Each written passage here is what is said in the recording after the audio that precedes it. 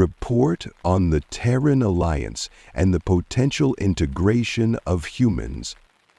One of the advisors presented their findings on the Terran Alliance and debated whether integrating humans into our workforce would be a good decision. The Emperor of the Malthus Star Empire called for permission to speak freely. "Permission granted," responded Executive Officer Cheris, the Emperor's Chief of Intelligence. The Emperor said, "Thank you, Cheris. Please go ahead." Cheris took a deep breath and began, "Forgive me, Your Majesty, but are you serious? Humans are unpredictable, crazy even. Declaring war on them or enslaving them would only bring disaster." The Emperor asked, "Explain why." Cheris continued, ignoring the whispers of outrage from the court. "At first glance, humans might seem united, but they're just as divided as supporters of their sports teams. They're a fractured species unless something forces them to unite. If we threaten them, they will fight back fiercely." "How so?" the Emperor inquired. Cheris replied, "Humans have no single political structure.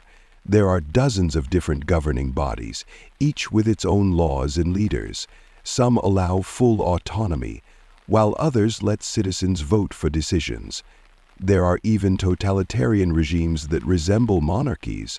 When it comes to military capabilities, the humans are among the youngest species in the galaxy, but their ships, each equipped with their advanced FTL, faster-than-light-speed species technology, are everywhere, making them impossible to catch.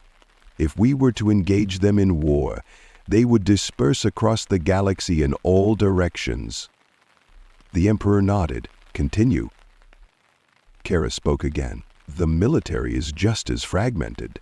Some units use advanced energy weapons, while others rely on older kinetic weapons. They don't even have a unified military doctrine. During their first war with the Kanaz, they changed their tactics multiple times every month.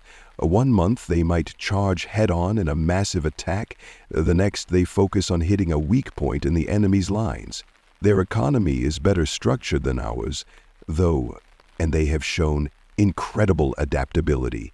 They can convert entire sectors of their economy into war production facilities and quickly return to civilian life once the war is over."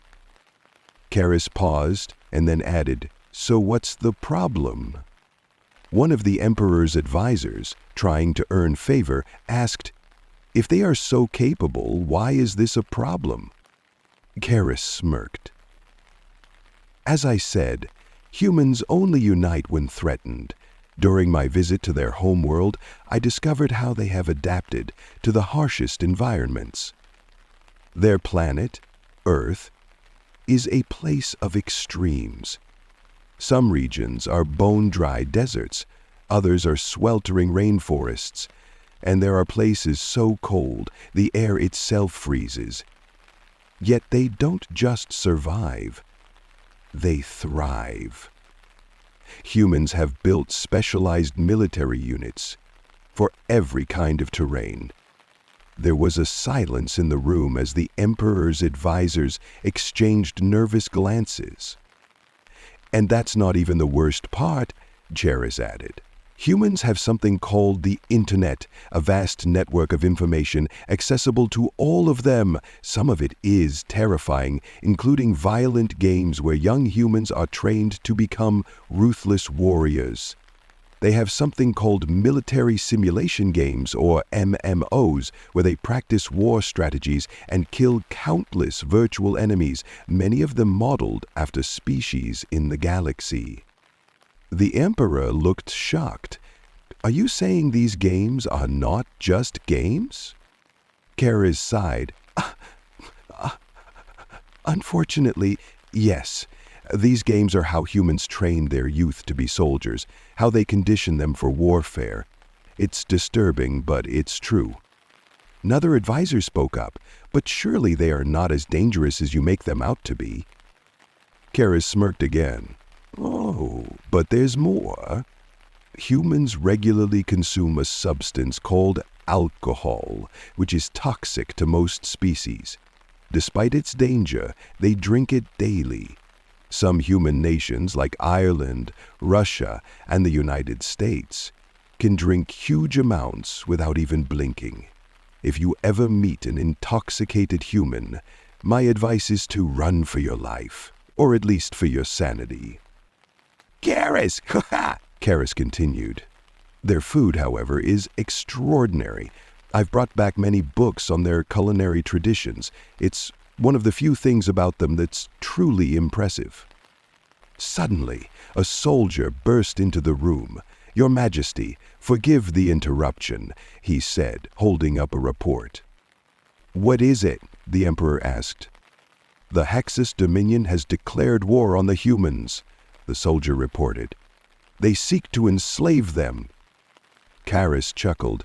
"I'll bet my entire collection of books on human cuisine that the humans will win this war within a year."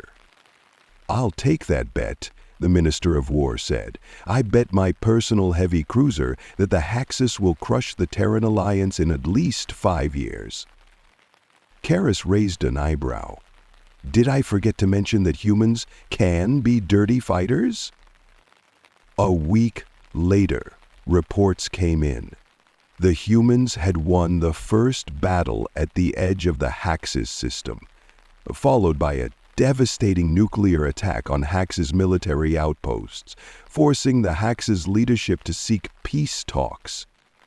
They threatened other worlds with their devastating weapons. The Emperor turned to Cheris. "Did you expect this?" Cheris smiled. "To be honest, I didn't know they had nuclear weapons. I thought they dismantled them 2 centuries ago." "What did you think they would do?" the Emperor asked. Cheris chuckled. "I thought the Terran Navy would crush the Haxus fleet and invade their territory, maybe even invade their homeworld." The Emperor shook his head. "Are you saying they're that reckless?" Karis shrugged. "What can I say?